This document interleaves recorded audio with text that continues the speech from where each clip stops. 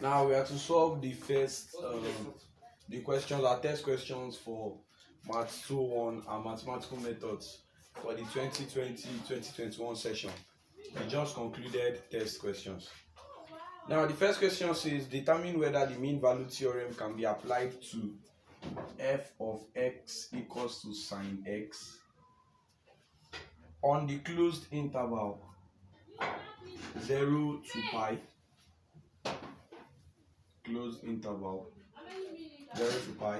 If the mean value theorem can be applied, find all values of c in the open interval. In the open interval, find all values of c in the open interval 0 to pi, such that f prime of c is equals to f of b minus f of a divided by b minus a. Now there are different ways we could prove if this could be applied, if this verifies with the mean value theorem, or if the mean value theorem can be applied. The first thing we could do, we could decide to say, we could first of all using our Rolle's theorem, we could first of all say f of b should be equals to f of a, where b is our interval on the right hand side and a is our interval on the left hand side, which is the smaller interval. So f of b would be sine, our b now, relating this to a comma b, our b will be pi, sine pi is equals to f of a, means that function at x equals to a and our a is 0.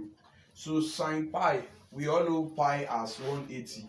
So sine 180 degrees gives us 0 and sine 0 also gives us 0. So this has given us a clear head if we could verify, if we could apply the mean value theorem here. Or we could decide to do this saying the mean value theorem can be applied if the function is continuous on the open interval and differentiable on the closed interval. So looking at sine x, being that this is a trigonometric function, it is definitely differentiable. We could differentiate sine x to get cos x, and we could keep on differentiating as much as we want to, being that this is a trigonometric function. So it is differentiable on the closed interval. Now checking for this formula, since we've been able to verify that it could be applied using the mean value theorem, all we need to do is find f prime of c, f of b, f of a, and b minus a. F prime of c is equals to, first of all, we can't find f prime of c without looking for f prime of x, and we found f prime of x as cos x. Now to find f prime of c, all we need to do is put c in place of x. So this gives us cos c. So having f prime of c to be cos c, f of b is 0, f of a is 0 from what we did earlier. So f of b minus f of a divided by b minus a. Remember, this is equals to f prime of c.